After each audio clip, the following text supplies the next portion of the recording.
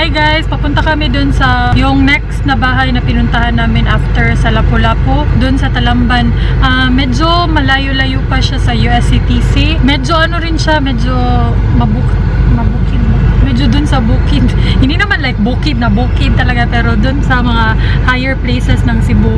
Binlog ko yun nung isang araw pero na-delete ko yung file, so i-vlog namin. And ngayon kami lang ni My Loves. Kahapon mo ito na-delete? Ay oo, yung kahapon pala yung na-delete ko. May mga na-delete akong files ng vlogs nung nagtingin-tingin kami ng bahay dun sa Consolacion sa north part na ng sa north part ng Cebu. Maganda rin yun pero na-delete ko talaga yung file, sayang. Kami lang dalawa ni My Loves pupunta kasi gusto lang naming tingnan ulit yung bahay. Itatry namin na kami yung pupunta talaga doon, like sasakay kami ng sasakyan, tapos kami talaga yung kanang mutultul guys, ba kami talaga yung basta kami talaga yung pupunta doon. Tultul? Sa Tagalog, tultul. Gani. Hindi ko alam anong Tagalog ng tultul. Kami talaga yung tatahak ng daan siya. Basta tultulo na mo pang asa dyan para may idea kami kung gaano ba talaga siya kalayo, kung gusto ba talaga namin yung location. Basta later makikita nyo rin naman, ito talaga yung gusto niyang bahay. Kaso, pinag-iisipan namin yung location. Ang bigat na pinag-iisipan namin yung location kasi medyo malayo nga siya talaga. Pero pag may sasakyan ka naman or motor, parang okay lang. Basta makikita nyo rin naman yan later. Yung location lang talaga yung ayaw ko doon. Kaya ngayon, we decided na kami na lang yung pupunta talaga doon personally. Hindi na kami magpapadrive doon sa agent. The last time we went there kasi doon kami sa kabilang daanan dumaan. Iba't ibang daanan kasi, so yung dadaanan namin ngayon, ito talaga yung parang highway. Sakto ba? Basta ito talaga yung dinadaanan ng mga jeep, mga ganun. So since na-delete ko yung mga vlogs kahapon or yung mga clips kahapon, ipapakita ko na lang sa inyo yung picture nung ikalawang bahay na nagustuhan namin. Ito siya Anami Subdivision.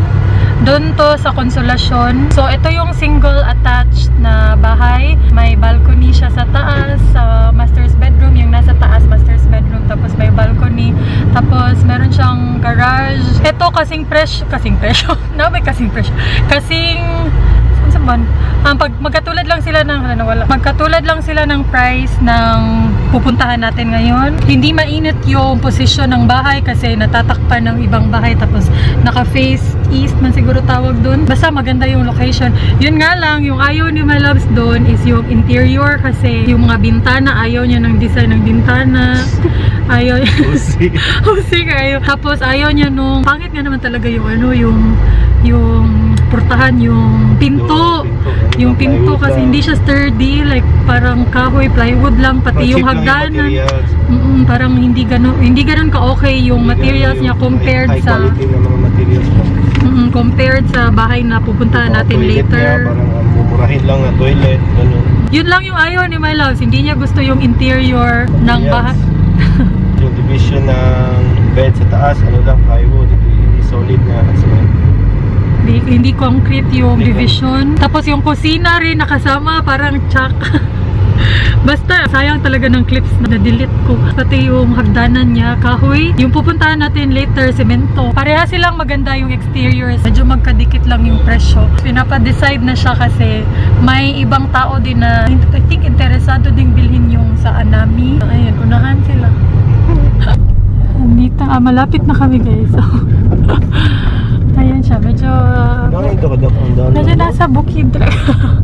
Nandito na kami, medyo nahirapan lang mag-park kasi medyo masikip yung mga daanan dito.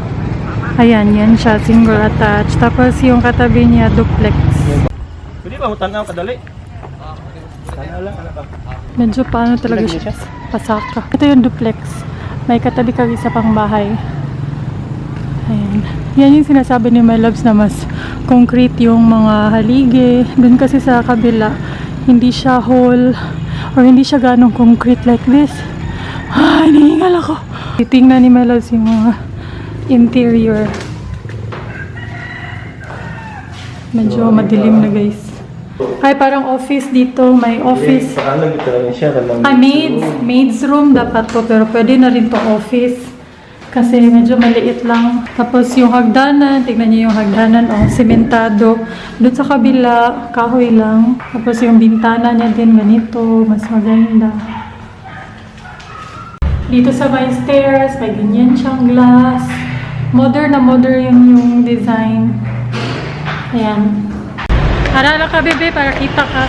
Hello guys, hapon na kayo. Siguro mga malapit na mag-alas 2. Hindi pa ako nakakapag-lipstick kasi minadali ako ni my loves.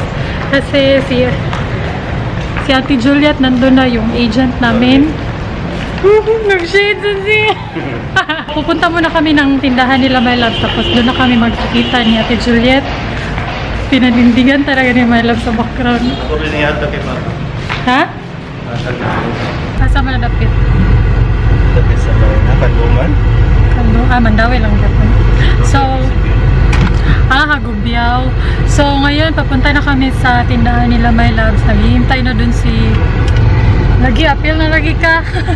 Nag-comment sila ba na gusto mo na talagang included sa vlog. Nakakapagod kasi gumanyan guys. So, kanang the longer na buhat mo na yung camera, sa tao na, bugat na siya ba? Mabigat na siya, bumibigat. Kaya nakakapagod siyang ipalayo.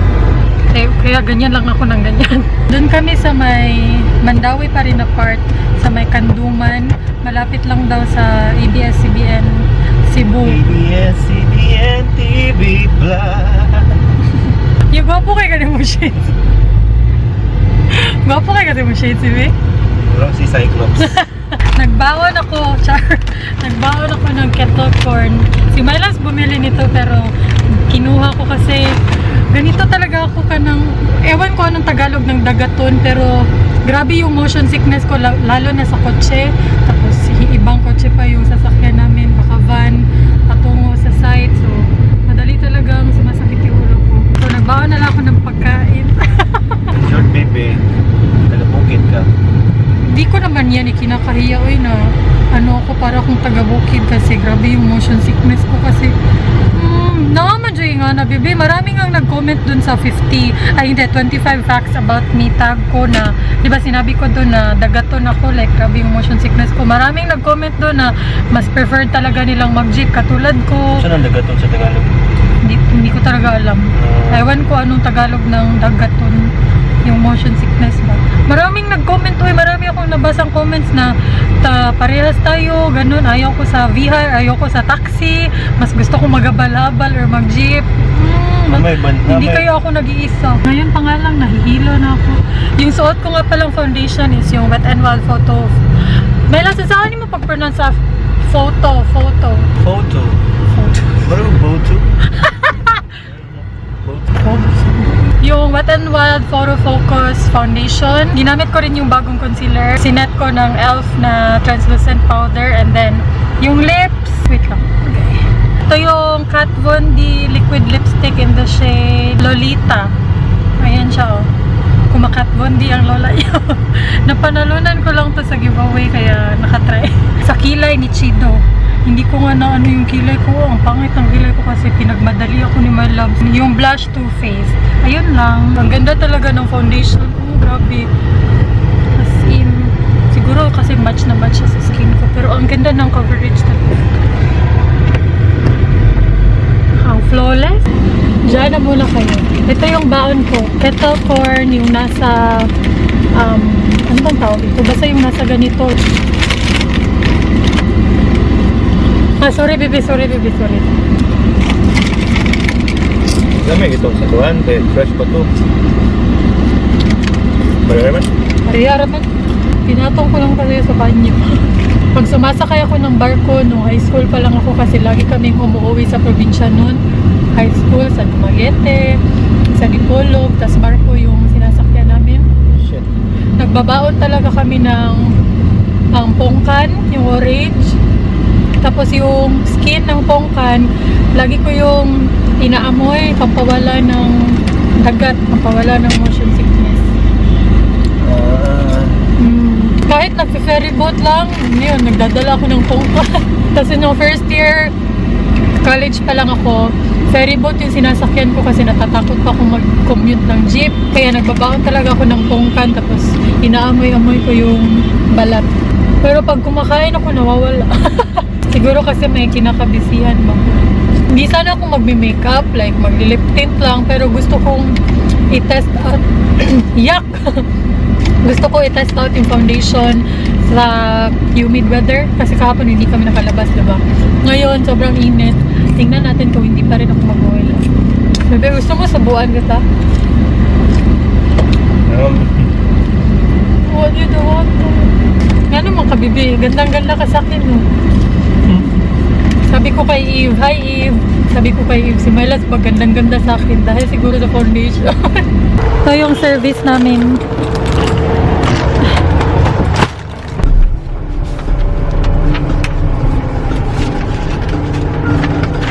Kani sa sukuan sir ha? Example lang sir sa ilang duplex kani kunuhay. Pindot ilang balay eh. Social. Oh, fancy. Na nice kay lang balay. Morning niya, ikaroon nga lang sa save. Good sir? Okay.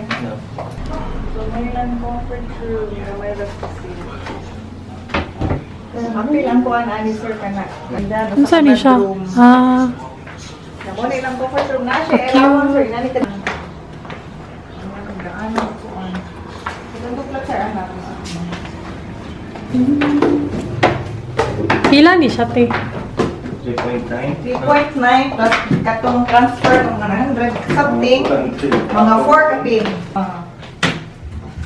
Hindot kay pagka-interior ay. Lagi. Oh, ganda. Ayan nga sa bathroom sir, buta na sa niyan sa amin mo. Dako din siya pagka.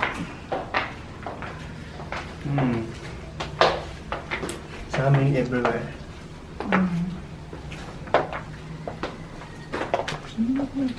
Hindot kay Kung pagka... tanaw diri sa kuan sir sa ilang Ito namang sa ano guys, sa Aboitiz. Maganda yung sa labas, pero masikip. Skip sa loob. balat sa mo.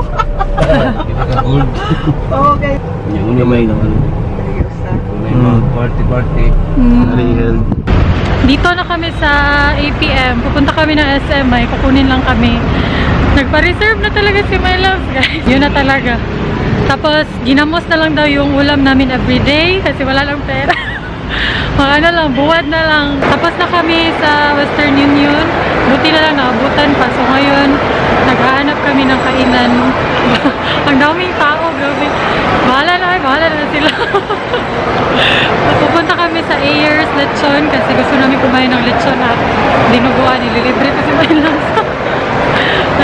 Ito yung reason bakit hindi ako laging nagpapamanicure. Ang daling mag-chip kasi lagi ako nahuhugas. Ayun, dali siyang mag-chip. In fairness, sa foundation, nandito pa rin talaga siya. Hindi pa talaga ako oily, guys. Kasi tumitingin ako sa salamin.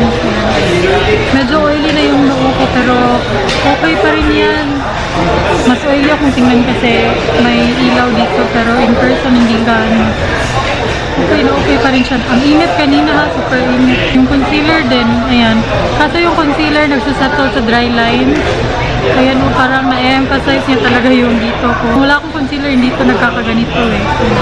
Tumitingin na yung katabi ko kasi nakakala niya parang nakumulang.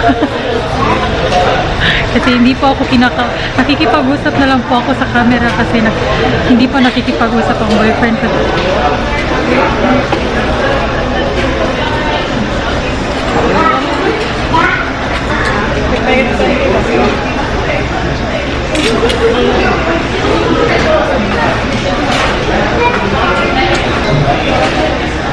Dito ako sa L'Oreal, bibili ako ng micellar water.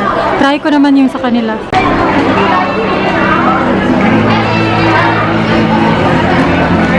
Wala pa rin yung eye white na tube. Sale sila, 199 na lang. Focus ha. Pag-yaw-yaw ho. Kasi lang na tayo.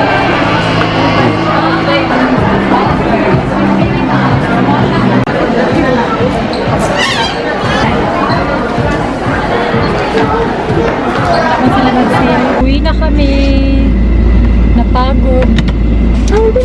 Oh, bago pa yung 20. Ang tanawag, na siya. Bago ka pala ha. Harsh kay ka, bibi. Binababay niya yung pera basta bago. Bumili lang ako ng L'Oreal na micellar water. Yung bibilin ko talaga sana is yung Maybelline. Kaso hindi naka-sale, 199 pa rin siya. Tapos 200 ml lang. So nung nakita ko yung L'Oreal nag-sale, from 225 naging 199. Tapos 250 ml siya. Mas marami siyang laman. At Ikaw? sa na atong kaya, yung tubig niya sa bukas. Ikaw? Para makalusot sa pagbayad ng buwis. Ito yung mga Oh my goodness. That ass though. Oh. Kitang cleavage. Ang cleavage. Ang cleavage nakita. Padool gid siya da.